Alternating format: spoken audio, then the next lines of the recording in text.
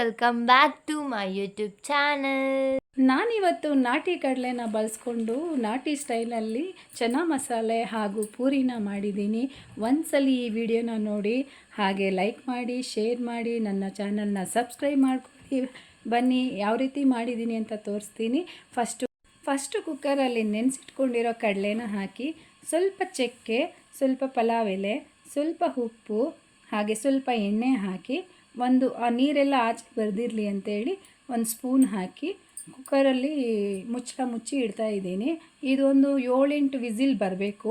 7-8 whistle ಬಂದಾಗ ಚೆನ್ನಾಗಿ ಸ್ಮೂತಾಗಿ ಬೆಂದಿರುತ್ತೆ. ಈ ಚೆನ್ನಾನ ಈಗಲೇ ಬೇಯಿಸ್ಕೋಬೇಕು, ಆಮೇಲೆ ಬೇಯೋದಿಲ್ಲ.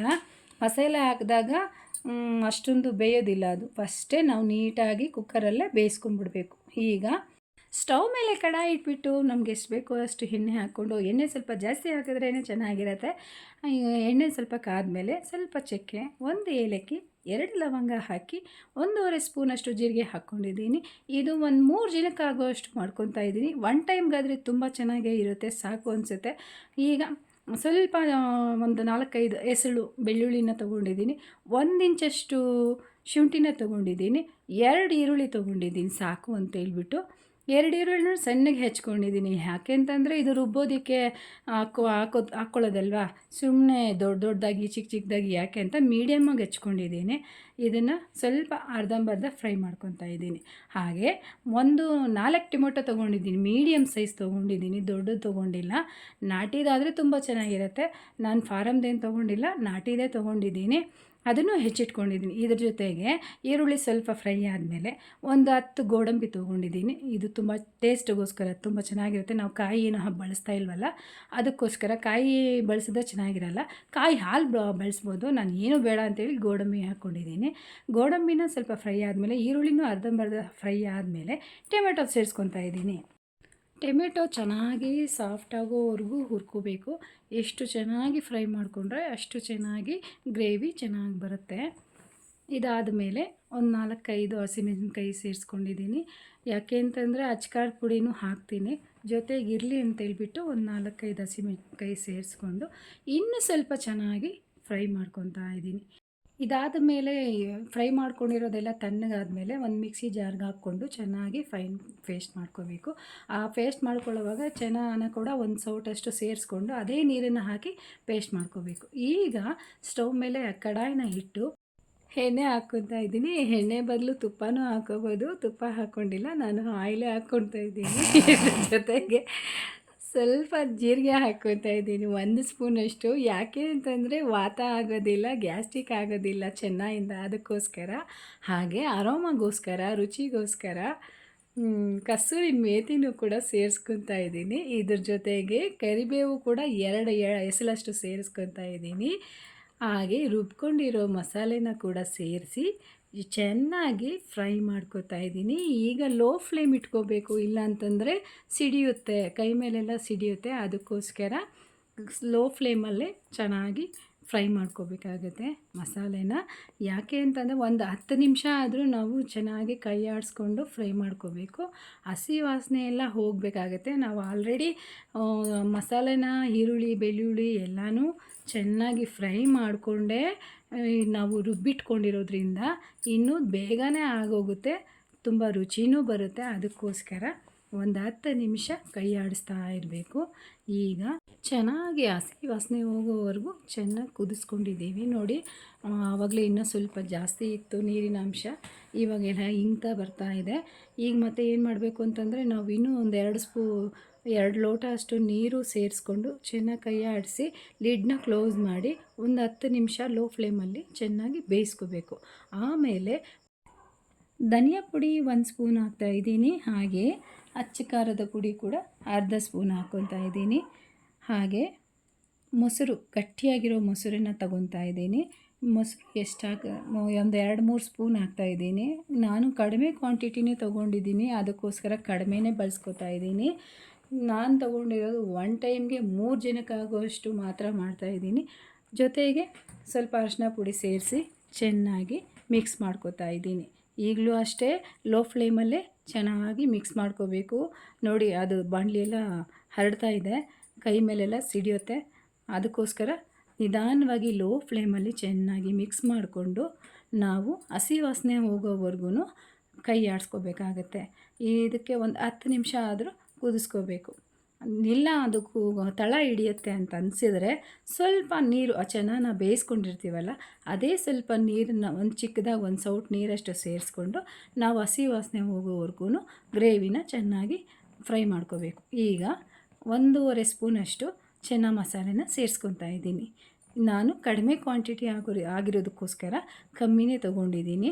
ಜಾಸ್ತಿ ಬೇಕು ಅಂತಂದರೆ ಜಾಸ್ತಿನೇ ಹಾಕ್ಕೋಬೇಕು. ನಾನು 1.5 ಸ್ಪೂನಷ್ಟು ಹಾಕಿದ್ದೀನಿ.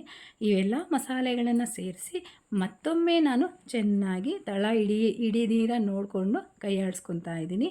ಈಗ ಬೇಯಿಸಿಟ್ಕೊಂಡಿರ್ತೀವಲ್ವ ಆ ಚೆನ್ನಾನ ಕೂಡ ಸೇರಿಸ್ಕೊಂಡು ಅದೇ ನೀರಿರುತ್ತಲ್ಲ ಅದನ್ನು ವೇಸ್ಟ್ ಮಾಡ್ದಿರ ಆ ನೀರು ಸೇರಿಸಿ ಎಷ್ಟು ಬೇಕು ನಮಗೆ ಗ್ರೇವಿ ಗಟ್ಟಿಯಾಗಿ ಬೇಕಾ ನೀರಾಗಿ ಬೇಕಾ ಅಂತ ಹೇಳ್ಬಿಟ್ಟು ನೋಡಿಕೊಂಡು ಮಿಕ್ಸ್ ಮಾಡಿಕೊಂಡು ಇನ್ನೊಂದು 10 ನಿಮಿಷ ಚೆನ್ನಾಗಿ ಬೇಯಿಸ್ಕೋಬೇಕಾಗತ್ತೆ. ಏಕೆಂತಂದರೆ ಕಾಳೆಲ್ಲ ಹಾಕಿರ್ತೀವಲ್ವ, ಉಪ್ಪು ಖಾರ ಎಲ್ಲ ಚೆನ್ನಾಗಿ ಹಿಡ್ಕೊಂಡು ಟೇಸ್ಟಿಯಾಗಿ ಬರಬೇಕು ಅಂತಂದರೆ ಇನ್ನೊಂದು 10-15 ನಿಮಿಷ ಕುದಿಸ್ಕೋಬೇಕಾಗತ್ತೆ.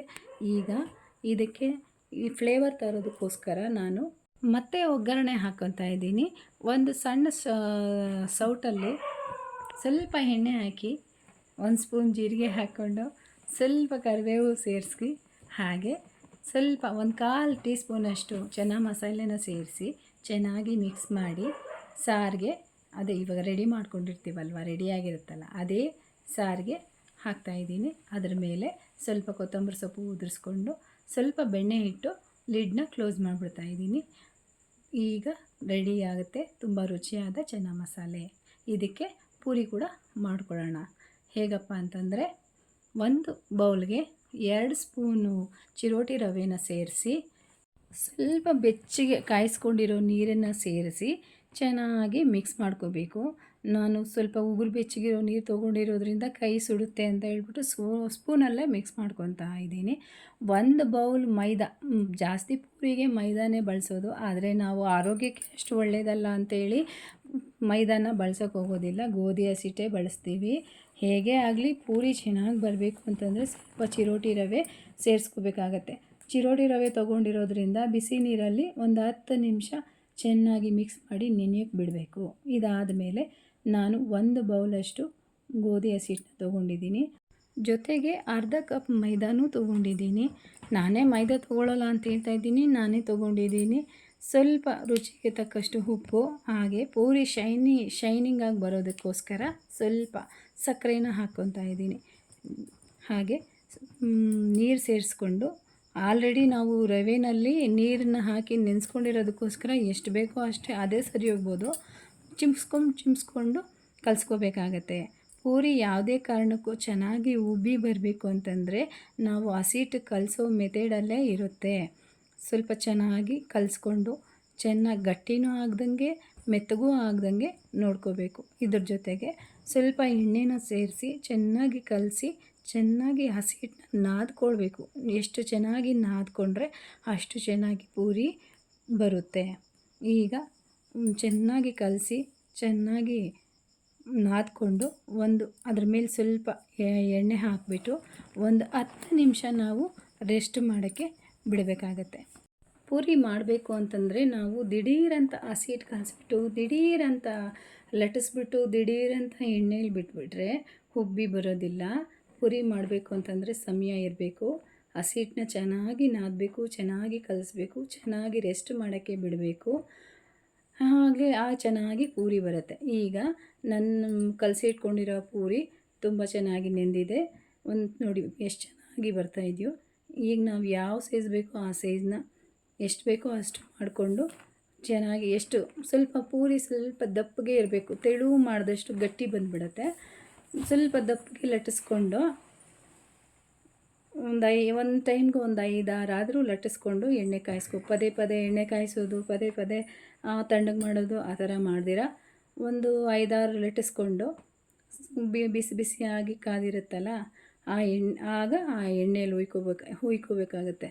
ಎಣ್ಣೆ ಕಾಯ್ದೇ ಇದ್ದರೂ ಕೂಡ ಪೂರಿ ಸರಿಯಾಗಿ ಬರೋದಿಲ್ಲ. ಎಣ್ಣೆ ಕಾದಿದೆಯಾ ಇಲ್ವಾ ಅಂಥೇಳಿ ನಾವು ಸ್ವಲ್ಪ ಕಲಿಸ್ಕೊಂಡಿರ್ತೀವಲ್ವ, ಅದನ್ನೇ ಸ್ವಲ್ಪ ಹಾಕಿದ್ರೆ ಅದು ದಿಢೀರಂತ ಮೇಲೆ ಬಂದರೆ ಕಾದಿದೆ ಅಂತ ಅರ್ಥ, ಇಲ್ಲ ಅಂತಂದರೆ ಕಾದಿಲ್ಲ ಅಂತ ಅರ್ಥ. ಎಲ್ಲರಿಗೂ ಗೊತ್ತಿರುತ್ತೆ, ಸರ್ವೇ ಸಾಮಾನ್ಯವಾಗಿ ಎಲ್ಲ ಮಹಿಳೆಯರಿಗೂ ಗೊತ್ತಿರುತ್ತೆ. ಈಗ ನೋಡಿ ನಾನು ಪೂರಿನ ಎಣ್ಣೆಲಿ ಬಿಡ್ತಾಯಿದ್ದೀನಿ, ಯಾವ ಥರ ಗೋಲ್ಡನ್ ಕಲರ್ ಬರ್ತಾ ಇದೆಯೋ. ಎಣ್ಣೆ ಕಾದರೆ ಮಾತ್ರ ಬರುತ್ತೆ, ಕಾಯ್ದೆ ಇದ್ದರೆ ಬರೋದಿಲ್ಲ. ನೋಡಿ ನಾನು ಎಲ್ಲ ಪೂರಿಗಳು ಯಾವಾಗ ಮಾಡಿದ್ರೂ ಇದೇ ಥರ ಉಬ್ಬಿ ಬರ್ತವೆ.